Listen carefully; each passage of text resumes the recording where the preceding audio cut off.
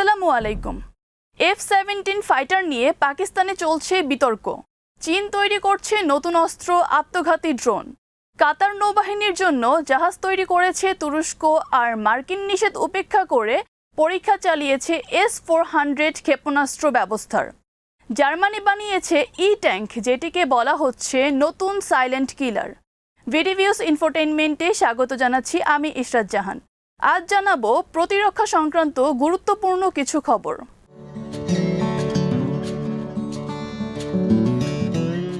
পাকিস্তান বিমান বাহিনীর multirole combat aircraft JF-17 thunder নিয়ে এবার বিতর্ক দেখা গিয়েছে দেশটিতে। নওয়াজ শরীফ নাকি পারভেজ মোশাররফ কার আমলে পাকিস্তান আধুনিক এই যুদ্ধবিমানটি তৈরির উদ্যোগ নিয়েছিল তা নিয়েই এই বিতর্ক।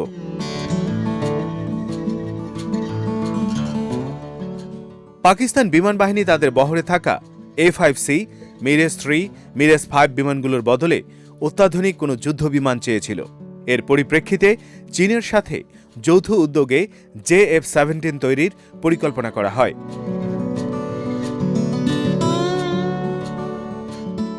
চতুর্থ প্রজন্মের ফাইটার জেট JF-17 থান্ডার একই সাথে অনেকগুলো কাজ করতে সক্ষম। শত্রুর বিমানের সাথে লড়াইয়ে নামা, আকাশ থেকে ভূমিতে ক্ষেপণাস্ত্র ছোড়া ও জাহাজ বিধ্বংসী ক্ষেপণাস্ত্র হামলা চালানো যায় এই যুদ্ধবিমান দিয়ে।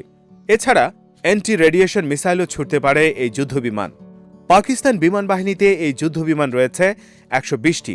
2008 সাল থেকে এটি যুক্ত হয়েছে পাকিস্তান বিমান বাহিনীতে।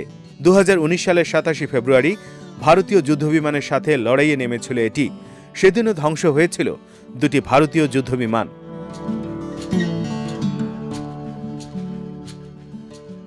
বর্তমানে এর দুটো সংস্করণ রয়েছে পাকিস্তানের। তৃতীয় আরেকটি উন্নত সংস্করণ তৈরির কাজ প্রক্রিয়াধীন রয়েছে। সেটি হবে 4.5 জেনারেশন ফাইটার। সেটিতে থাকবে দূরপাল্লার বিভিআর মিসাইল। ফ্রান্সের তৈরি রাফালে ফাইটার জেটকে টক্কর দেওয়ার চিন্তা মাথায় রেখেই এই সংস্করণটি তৈরি করছে পাকিস্তান।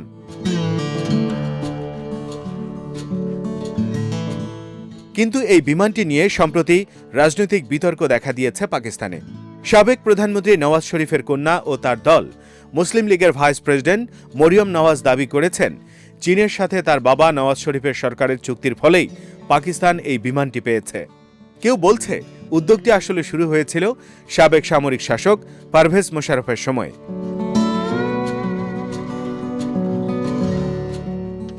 তবে লাহোর ভিত্তিক সামরিক বিশ্লেষক সাতাইন আহমেদ দেশটির এক সংবাদ মাধ্যমকে বলেছেন, এই ফাইটারের উদ্যোগটি কিভাবে হয়েছিল সেটি নিয়ে বিতর্ক আছে। এটি বেসামরিক ও সামরিক প্রশাসনের মধ্যে বিতর্কের একটি উপাদান। এই বিশ্লেষক বলেন, জয়েন্ট ফাইটার 17 এর উদ্যোগটি শুরু হয়েছিল 1990-এর দশকের শেষ দিকে। 2001-এ এসে সেটি কিছুটা স্থগিত হলেও 2003 সালে এর প্রোটোটাইপ বা মডেলটি আকাশে উড়েছিল।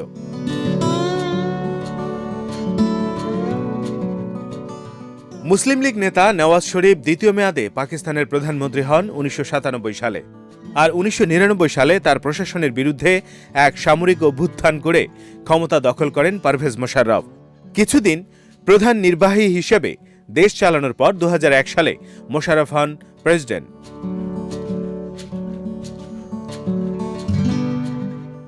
নতুন এক অস্ত্রের পরীক্ষা চালিয়েছে চীন। সুইসাইড ড্রোন বা আত্মঘাতী ড্রোন বলা হচ্ছে এটিকে। দক্ষিণ চীন সাগর ও তাইওয়ান প্রণালীতে চীনের পিপলস রিপাবলিক আর্মির সামরিক মহড়ায় নতুন অস্ত্রটি ব্যবহার করা হয়েছে। প্রকাশিত একটি ভিডিওতে দেখা গেছে একটি সামরিক ট্রাকের উপর স্থাপিত লঞ্চার থেকে বেরিয়ে যাচ্ছে একের পর এক রকেট সদৃশ জিনিস।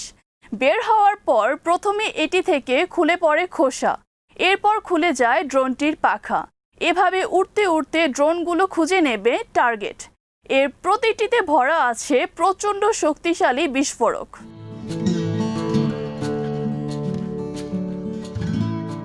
ছোঁড়ার পর ড্রোনগুলো 40 মিনিট পর্যন্ত আকাশে ভেসে থাকতে পারবে, যেগুলো ধ্বংস করে দেবে শত্রুপক্ষের ট্যাঙ্ক ও সাঁজোয়া যান। অপারেটর চাইলে ইচ্ছে করে এগুলোকে ভূপাতিত করবেন শত্রুর এলাকায়। সাথে সাথে হবে বিস্ফোরণ। গ্রেনেড লঞ্চার ও গাইডেড মিসাইলবাহী ড্রোনের পরীক্ষা চালানোর মাত্র 2 সপ্তাহ পর চীন এবার বিশ্বকে দেখালো তার এই নতুন অস্ত্র। China academy of electronics and information টেকনোলজিতে প্রকাশিত ভিডিওটিতে দেখা গেছে কয়েক সেকেন্ডের মধ্যে ট্রাকের পেছনের ওই লঞ্চার থেকে একের পর এক উড়ে যাচ্ছে ৪৮টি ড্রোন।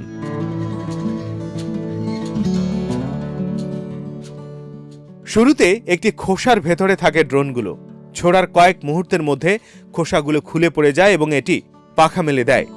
ভিডিওর আরেকটি অংশে দেখা গেছে হেলিকপ্টার থেকে ছোড়া হচ্ছে ড্রোনগুলো, আর সেগুলো ছোড়ার পর খুলে যাচ্ছে প্যারাসুটযুক্ত ড্রোনগুলো সোজা নিচে নেমে আসবে।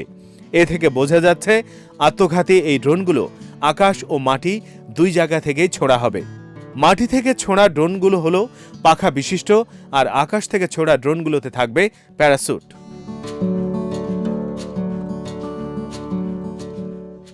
ভিডিওর শেষ দিকে দেখা যাচ্ছে উঠছে ঝাঁকে ঝাঁকে ড্রোন, আর কন্ট্রোল রুমে বসে এক সৈন্য ট্যাব সদৃশ্য একটি ডিভাইসের সাহায্য নিয়ে সেগুলো নিয়ন্ত্রণ করছেন।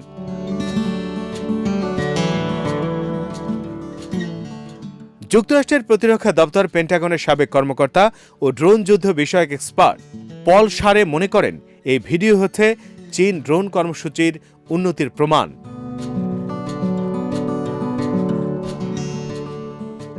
কাতার নৌবাহিনীর জন্য প্রশিক্ষণ জাহাজ তৈরি করেছে তুরস্ক। তুরস্কের আনাদোলু শিপইয়ার্ডে সম্প্রতি জাহাজটি আনুষ্ঠানিকভাবে উদ্বোধন করা হয়। 2018 সালে আঙ্কারা ও দোহার মধ্যে সম্পাদিত চুক্তি অনুযায়ী কাতার নৌবাহিনীর ক্যাডেটদের জন্য 2টি প্রশিক্ষণ জাহাজ তৈরি করার কথা তুরস্কের। এর প্রথমটির নির্মাণ কাজ শেষ হয়েছে। এদিকে যুক্তরাষ্ট্রের নিষেধ সত্ত্বেও রাশিয়ার S-400 ক্ষেপণাস্ত্র ব্যবস্থার পরীক্ষা চালিয়েছে তুরস্ক। এ নিয়ে যুক্তরাষ্ট্রের সাথে নতুন করে টানাপোড়েন সৃষ্টির আশঙ্কা করা হচ্ছে।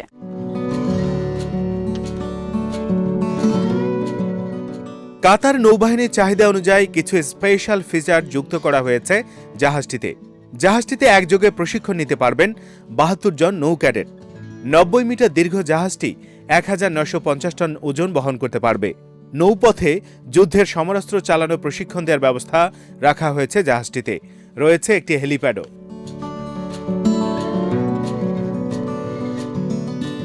টার্কিশ প্রেসিডেন্সি অ্যান্ড ডিফেন্স ইন্ডাস্ট্রিজের প্রধান ইসমাইল দেমির জানান, যুদ্ধজাহাজ তৈরির এই প্রকল্পের ব্যয় ১২০০ কোটি মার্কিন ডলার।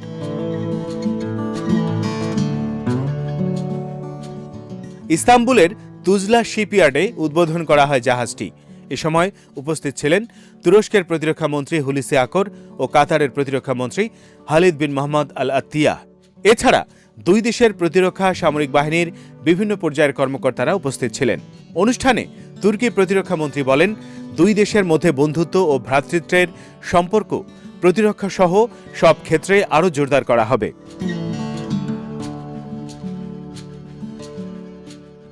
২০১৮ সালে তুরস্কের যুদ্ধজাহাজ নির্মাণকারী প্রতিষ্ঠানটির সাথে ১৭টি সামরিক নৌযান নির্মাণের আরও একটি চুক্তি করে কাতার। শুধু নির্মাণই নয়, ওই জাহাজগুলোতে সমরাস্ত্র থাকবে তুরস্কের প্রতিরক্ষা সামগ্রী নির্মাতা প্রতিষ্ঠান আসিলসনের।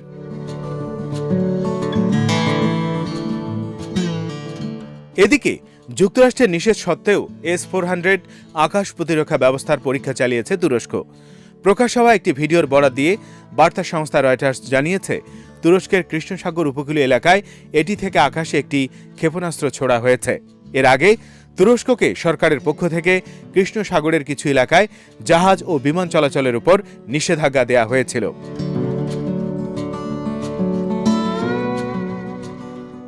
যুক্তরাষ্ট্র প্রথম থেকেই রাশিয়া থেকে তুরস্কের এই আকাশ প্রতিরক্ষা ব্যবস্থা কেনার বিরোধিতা করে আসছে। মার্কিন পররাষ্ট্র মন্ত্রণালয়ের মুখপাত্র মর্গান অর্গুটাস বলেন, পরীক্ষা চালানোর খবর যদি সত্যি হয় তবে ন্যাটো মিত্র ও যুক্তরাষ্ট্রের কৌশলগত মিত্র হিসেবে তুরস্কের এই পদক্ষেপের শক্ত প্রতিক্রিয়া জানাবে যুক্তরাষ্ট্র। তিনি বলেন, এমনটি করলে বলতে হবে তুরস্ক দায়িত্বশীলতার পরিচয় দেয়নি।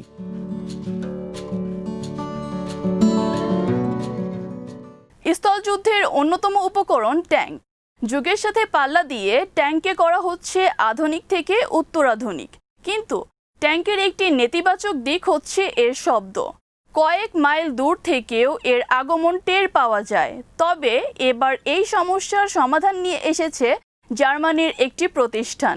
প্রায় শব্দহীন ট্যাঙ্ক উদ্ভাবন করেছে দেশটির ফ্রেন্সবার্গের প্রতিরক্ষা সামগ্রী নির্মাতা প্রতিষ্ঠান FFG।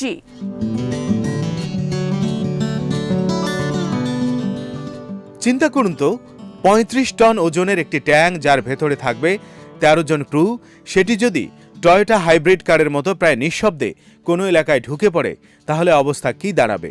হ্যাঁ, অবিশ্বাস্য হলেও সত্যি, এমন প্রযুক্তি চলে এসেছে। জার্মানির ওই প্রতিষ্ঠানটি ৮ চাকার বিদ্যুৎ শক্তি চালিত ট্যাঙ্কের প্রোটোটাইপ বা মডেলের পরীক্ষা চালিয়েছে, যেটির নাম দেয়া হয়েছে জেনেসিস। নির্মাতা প্রতিষ্ঠান FFG বলছে, আগামী ২ বছরের মধ্যে এটি সামরিক ঘাঁটিতে মোতায়েনের জন্য প্রস্তুত হয়ে যাবে।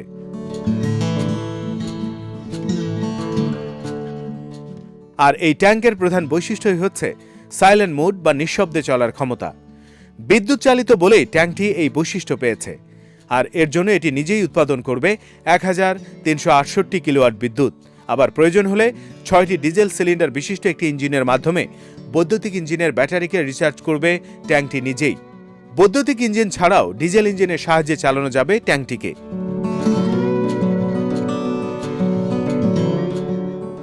একবার রিচার্জ করলে ইলেকট্রিক ইঞ্জিনে ঘন্টায় ৪০ কিলোমিটার গতিতে ট্যাঙ্কটি ১৫০ কিলোমিটার পথ পাড়ি দিতে পারবে। আর ডিজেল ইঞ্জিনে এর গতি হয়ে উঠবে ঘন্টায় ৬০ কিলোমিটার পর্যন্ত। একবার জ্বালানি নিয়ে চলতে পারবে ৬০০ কিলোমিটার।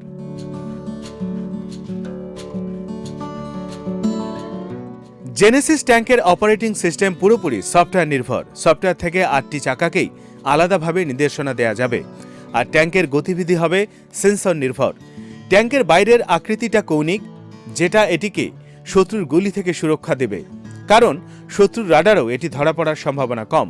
ট্যাঙ্কটির আরেকটি অনন্য বৈশিষ্ট্য হচ্ছে এর ককপিট।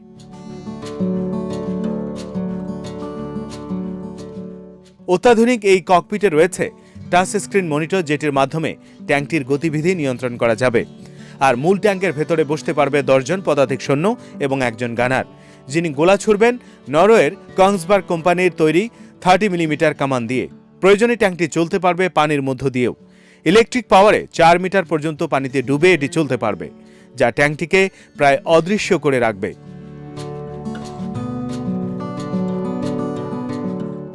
নির্মাতা প্রতিষ্ঠানটির এক মুখপাত্র বলেছেন, জেনেসিস ট্যাঙ্কের একমাত্র সীমাবদ্ধতা হল এটি আকারে কিছুটা বড়, তবে এর গতি ঘন্টায় ১০০ কিলোমিটার হবে বলে আশা করা হচ্ছে। তিনি বলেন, যুদ্ধক্ষেত্রে মোতায়েনের জন্য প্রস্তুত হলে এই ট্যাঙ্ক শত্রুর জন্য বড় আতঙ্ক হয়ে দেখা দেবে, সেটি আর বলার অপেক্ষা রাখে না।